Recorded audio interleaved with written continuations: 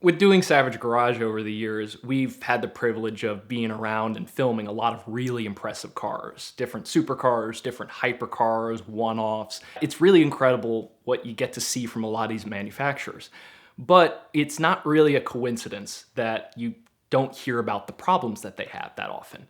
And I think there's a couple reasons for that, one of which being those who get the privilege of buying these cars, them complaining about them on social media or being really vocal about having issues with them. They probably wouldn't get the privilege to buy another car from that manufacturer again. And from the standpoint of like YouTubers or influencers or anybody that gets the opportunity to film or see these cars, talking about them on anything other than a good light, let's say, is not gonna lend to them being able to film or see these cars again. So you don't hear about the issues with them too much. And I think another big reason for it also is, man, are they expensive to fix. And the Pagani is no exception. A video series we made on Savage Garage was talking about the story of Randy's Pagani Huayra. It was almost like the car was following him. We were talking about that car before the channel started, him talking about possibly buying it from Iluso in California, and that never ended up coming to be. But he talked about possibly buying that car, nothing came of it. We ended up seeing it in person in 2019 at Monterey Car Week, didn't end up buying it, and then in 2020, it all comes full circle and he ended up buying it. And it was hilarious that it was all that car, not just the Pagani Huayra, that VIN. So it really was like the car followed him. For the most part, the car was perfectly reliable. V12 motor from Mercedes. There isn't that much that breaks on those things.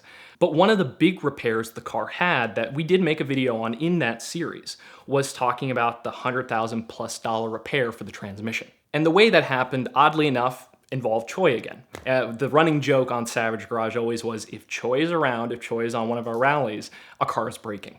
And that happened basically without fail every single time. And this was no exception.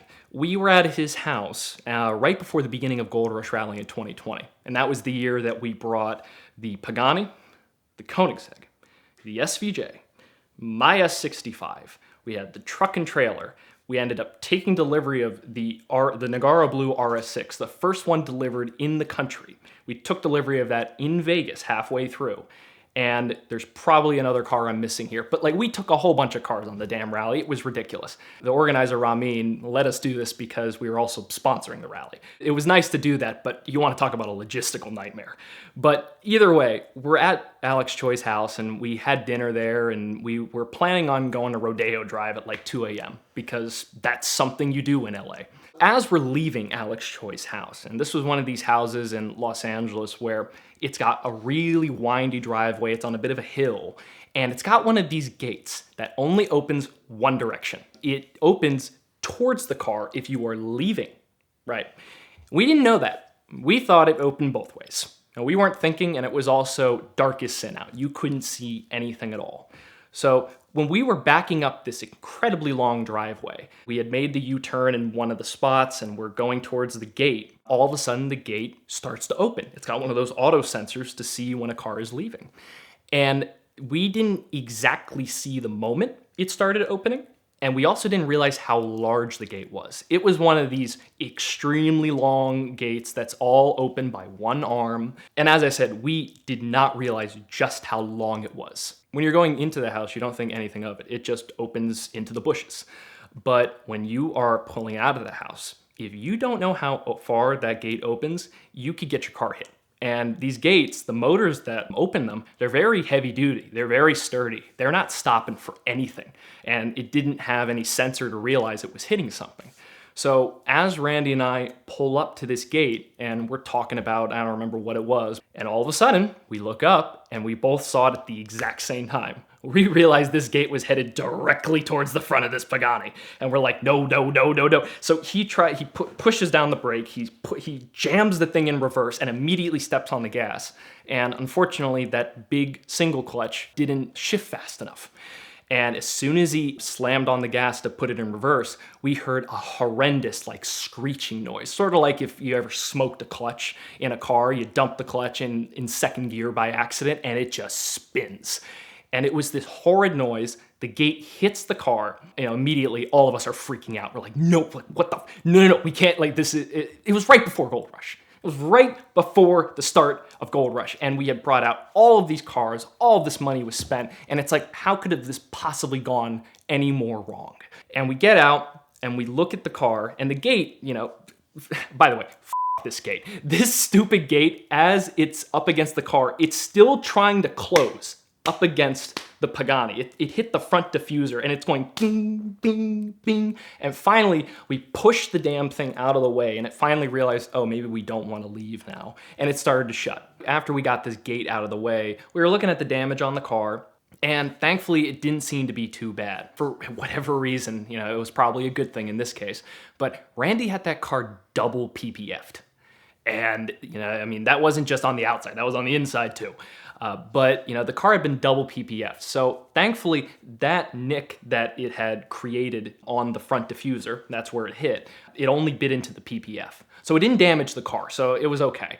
But the noise that this car was making now was horrendous. Ironically, it kind of sounded like a sequential gearbox or a race transmission with straight cut gears. The whine that it had was so incredibly loud, but all you could smell was clutch. And it was just a horrendous, like at idle, it just sounded broken. So we were like, this is really bad. So Randy made a few calls to different people that would pick up the phone at 11:30 at night that knew anything about a Pagani. And the general consensus was that it was a throw-out bearing that had just been ruined or something internally in the transmission. And that was the bigger fear. It's like, what if this thing is driving, we put it in second gear, third gear, and all of a sudden there's some catastrophic failure. But all the people he talked to kind of just said, if it still drives, drive it. If it still moves, you should be fine. Obviously, you're going to have the car serviced after the rally, and you're going to have to deal with whatever the heck it is that's broken.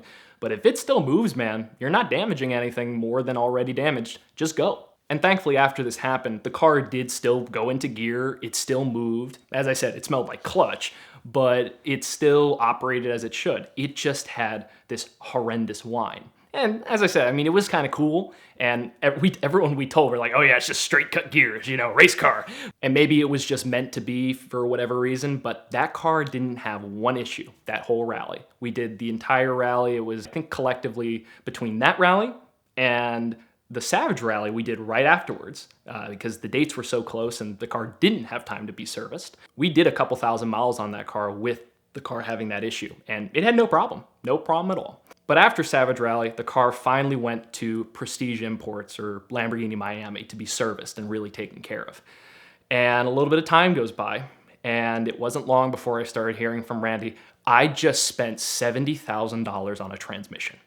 And I went, what did you do? And he said it was 70 grand to fix that stupid transmission. The transmission was 70 grand. There were a whole bunch of other parts that the car needed, just ancillary different pieces to finally complete the repair. But the total ended up coming out to be about $110,000 right around there from Lamborghini Miami and Prestige Imports. To say the least, that annoyed Randy a little bit. But for I think, $2 million car, whatever the car was valued at the time, I guess it made sense. But, it's still surprising. You don't think that a car is going to have that kind of repair bill, because for 110 grand, you could go buy yourself, a really nice Gallardo or, a really nice Ferrari or something like that. But you don't think it's going to equate to a transmission. But, a lot of the supercars nowadays, a lot of the parts are unbelievably expensive, and this was no exception. Even though it had a V12 from Mercedes, and you'd think that that was something reasonable, the transmission that was in it was this race, like X-Track transmission that had a price of $70,000.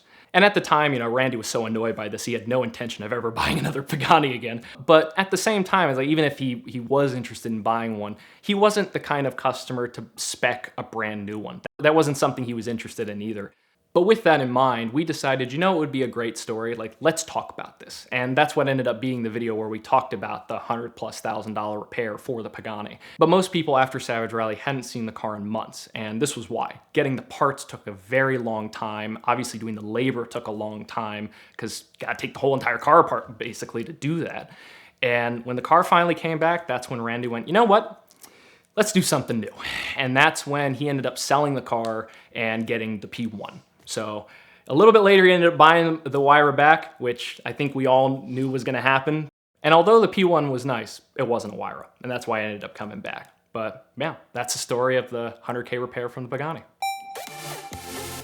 When you get a ticket, no matter where it happens, it's more important than ever to fight every one. And the perfect partner in that fight is the Ticket Clinic.